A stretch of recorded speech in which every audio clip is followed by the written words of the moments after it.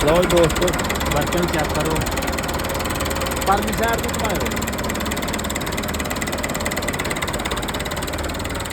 लो जी कटाई भी बिल्कुल पूरी बराबर की। बाकी तकरीबन ये खर्चा जोड़ा वा तकरीबन कोई 1.25 लाख के राउंड तो आ गया। दोस्तों ट्रैक्टर जो 265 ਤੇ ਬੰਦੇ ਨੇ ਪਾਵਰ ਲਵਾਈ ਹੈ ਇਹਨੂੰ ਆਰਟੀਸ਼ਨ ਕਰਕੇ ਮੁਕੰਮਲ 85 ਵਾਂਗੂ ਮੁਕੰਮਲ ਮੋਟਰ ਲਾਈ ਹੈ ਥੱਲੇ ਤੇ ਮੋਟਰ ਦੇਖ ਸਕਦੇ ਥੱਲੇ ਮੋਟਰ ਲਾਈ। ਮੈਂ ਤੁਹਾਨੂੰ ਖਰਚਾ ਵੀ ਦੱਸਦਾ ਇੱਥੇ ਕਿੰਨਾ ਤਕਰੀਬਨ ਆ ਗਿਆ ਵਾ। ਤੇ ਪਹਿਲੋਂ ਕਾਰਾਗਰੀ ਬੰਦੇ ਦੀ ਚੈੱਕ ਕਰੋ।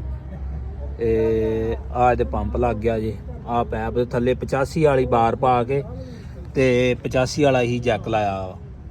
ਇਸ ਸਾਈਡ ਤੇ ਦੇ ਸਕਦੇ ਸਪਿੰਡਲ ਮੁੱਕੀਆਂ ਹਰ ਚੀਜ਼ ਇਹਦੀ 85 ਵਾਲੀ ਆ। ਬਾਕੀ ਤੁਹਾਨੂੰ ਇਹਦਾ ਕੰਮ ਵਿੱਚ ਵਰਕ ਵੀ ਚੈੱਕ ਕਰਵਾਉਂਦੇ ਸਟਾਰਟ ਕਰਕੇ। ਬਾਕੀ ਪਰਲੀ ਸਾਈਡ ਤੋਂ ਮੈਂ ਟਰੈਕਟਰ ਤੁਹਾਨੂੰ ਚੈੱਕ ਕਰਵਾਉਣਾ। ਟਰੈਕਟਰ 265 ਇਸ ਸਾਈਡ ਤੋਂ ਦੇਖੋ ਜੀ ਮੁਕੰਮਲ ਜਿਹੜਾ ਨਾ 85 ਵਾਂਗੂ ਹੀ ਅੱਗੋਂ ਸਿਸਟਮ ਕਰ ਦਿੱਤਾ। ਸਿਰਫ ਇਹਦੀ ਆ ਇੱਥੋਂ ਦੇਖੋ ਪਿੰਨ ਵੱਢ ਕੇ ਤੇ ਪਿੰਨ ਛੋਟੀ ਕਰਕੇ ਬਾਰ ਜਿਹੜੀ ਇਹਨੂੰ 85 ਦੀ ਪਾਈ ਗਈ ਆ। ਬਾਕੀ ਆ ਇਹਦਾ ਜੈਕ ਲੱਗਾ ਥੱਲੇ, ਜੈਕ ਵੀ 85 ਵਾਂਗੂ ਹੀ ਆ।